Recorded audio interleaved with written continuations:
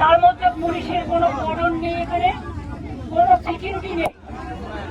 একটা all India লেভেলের party meeting করছে, মিনিমাম কার্টিসি তারা দেখাতে পারেনি, তারা এইটুকু সৌজন্য দেখাতে পারেনি যে মিডিয়ার জন্য একটা কর্ডন করা উচিত, আমাদের জন্য নয়।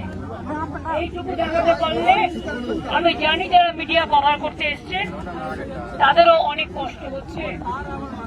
আমি সবাইকে অনুরোধ করবো, দয়া করে স্টেজে উঠবেন না। একেতে বর্ষাকাল, স্টেজের কাজ করা যাবে না, আর আমি এখানে বেশিক্ষণ থাকলে স্টেজের কাজও ব্যাহত হবে। একদিকে বৃষ্টি, কি হচ্ছে নাকি? প্লিজ আপনাদের কথাটা থামাবেন। আমাদের কর্মীরা তো চুপ করে গেছে, আপনারা একটু চুপ করুন দয়া করে। আমি আপনাদের বলি, কোর্টের পারমিশন থাকা সত্ত্বেও আমাদের এই স্টেজ ডেকোরেশন করবার জন্য অনেক দেরি করিয়ে দেওয়া হয়েছে। তা সত্ত্বেও গতকাল লোডশেডিংও করে দেওয়া হয়েছিল। এই প্রচন্ড বর্ষা, রাস্তায় জল জমে আছে, তার মধ্যে কিন্তু আমাদের করতে হচ্ছে কষ্ট করে। আদালতে রায় আমাদের দিয়েছে, তাই পারমিশনটা পাচ্ছি।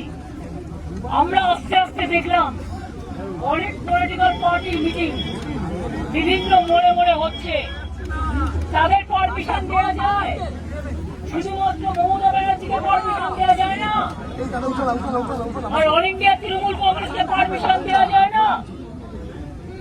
এটা কোন ধরনের রাজনীতি?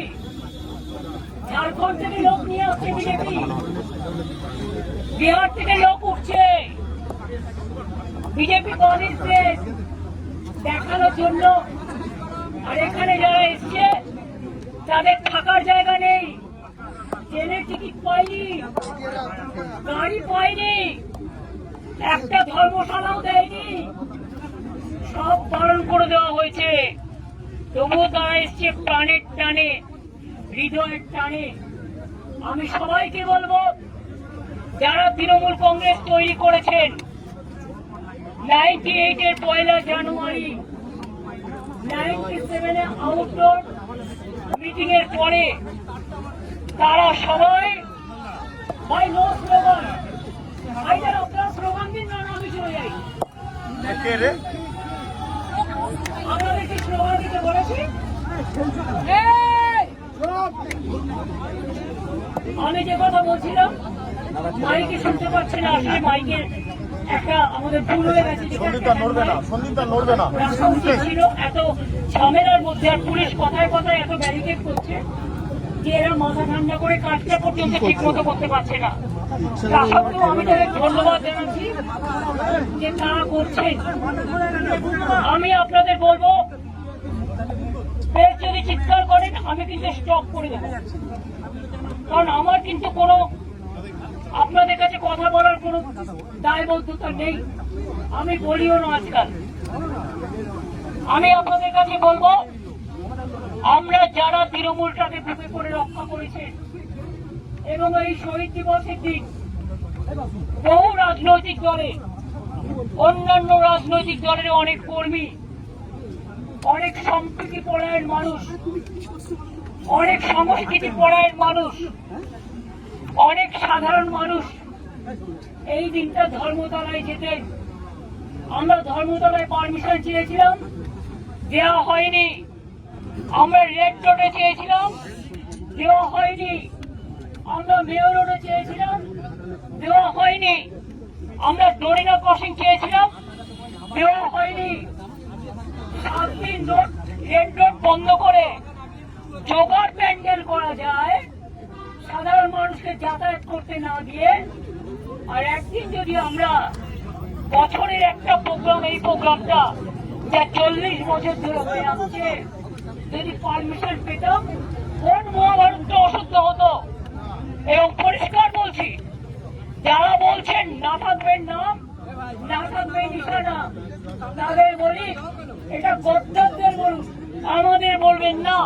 তার কারণ আমরা ছিলাম, আছি, মানুষের সাথে থাকবো, কর্মীদের সাথে থাকবো।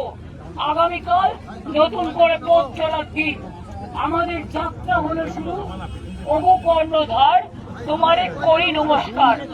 বাংলার মামাটি মানুষকে প্রণাম জানিয়ে আগামীকাল বেলা 11টার মধ্যে ঝড় হোক, জল হোক, পুলিশ আটকে দিক, সব অগ্রাহ্য করে জেলায় জেলায় আমাদের নেতাদের থানায় ডিটেইন করা হচ্ছে।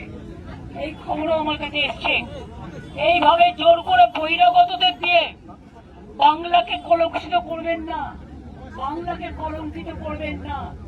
বাংলার মানুষ চলে বাংলার অন্তরের টানে, প্রাণের টানে, মাটির টানে, সেটাকে রক্ষা করুন। আমি আবার আপনাদের বলি, প্রেস মিডিয়ার বন্ধুরা, আপনাদেরও দাঁড়ানোর জায়গা নেই, জলে ভিজছেন, বর্ষা হচ্ছে, আমাদের কাজও বন্ধ আছে, তাই তাদের কাজটা কমপ্লিট করার জন্য আমি আপনাদের সকলকে অনেক কৃতজ্ঞতা জানাচ্ছি যে আপনারা কষ্ট করে এসছেন। আবার কালকে আসবেন, আমন্ত্রণ রইল। হয়তো যত্ন করতে পারবো না, কিন্তু নিজেদের মতো করে আসবেন, নিজেদের মতো করে ভাববেন। আমি এটুকু বলে আপনাদের সকলকে আগামীকাল 11টার মধ্যে এখানে আসার জন্য আমি আমন্ত্রণ জানিয়ে যাচ্ছি। এবার আমি ডেকোরেটরদের অনুরোধ করব তারা যেন তাদের কাজ শুরু করেন, এবং এখানে কুণাল দোলা থেকে শুরু করে শোভনদা, ময়না, আমার এখানে বৈশা থেকে শুরু করে আমার উপাসনা, আমাদের প্রিয়াঙ্কা থেকে শুরু করে, পাপাই থেকে শুরু করে, ইমামি বাহারুল থেকে শুরু করে, ইসরাও থেকে শুরু করে, অনেকে এখানে এসছে, বসেন থেকে শুরু করে, সবাই বিরোধ থেকে শুরু করে, আমি সবাইকে বলবো আপনারা কাজটা দেখে নিন, কোনো যাতে অসুবিধা না হয়। আর প্রেস মিডিয়াকে বলবো রাত্রে যাতে এরা কোনো চক্রান্ত করতে না পারে দয়া করে নজর রাখুন। ভালো থাকবেন, সুস্থ থাকবেন। আপনারা যে এতক্ষণ কষ্ট করে দাঁড়িয়েছেন, বিশেষ করে মহিলারা অনেক ধাক্কাও খেয়েছেন, কারণ ছেলেরা লম্বা থাকে, মেয়েদের হাইট ওদের তুলনায় কখনো কখনো একটু শর্ট হয়, তবে আবার মেয়েদের হাইটও ভালো হয়। কিন্তু আমি দেখেছি আপনারা অনেক ধাক্কা খেয়েছেন পেছনের ঘুমে, তা সত্ত্বেও আপনারা অপেক্ষা করেছেন। আপনাদের অনেক ধন্যবাদ, অনেক কৃতজ্ঞতা। ভালো থাকবেন, আগামীকাল আবার দেখা হবে।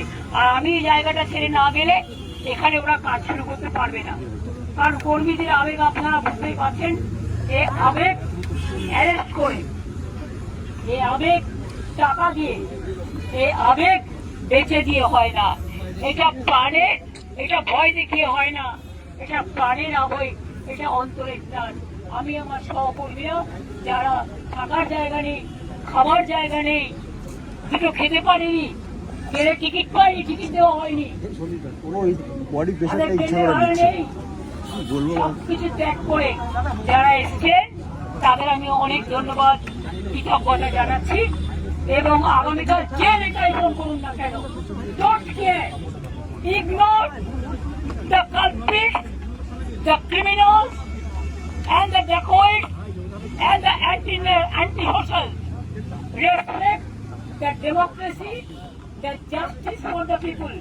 Even আমি আজকে কন্ডেম করছি দিল্লি পুলিশ যে অ্যাট্রসিটিস করেছে, বিশেষ করে ককরোচের স্টুডেন্ট এবং ইউথদের ওপরে, এবং সুনামকে যেভাবে ফোর্সফুলি অনশন থেকে তুলে এনে দেওয়া হচ্ছে, আমি তার টোটাল ধিক্কার জানাই। এবং আমি 21শে জুলাই হয়ে যাওয়ার পর আমি ভেবেছিলাম ওদের অনশনটা চলবে, একবার যাবো, কিন্তু আমি শুনেছি ওদের ফোর্সফুলি ওদের অনশনটা উইথড্র করা হয়েছে। যাই হোক, তবু তাদের সাথে দেখা হবে। আমাদের সহকর্মীরা ছিল, থাকবে, আগামী দিনও আমাদের শুভকামনা থাকবে। অনেক অনেক ধন্যবাদ, নমস্কার।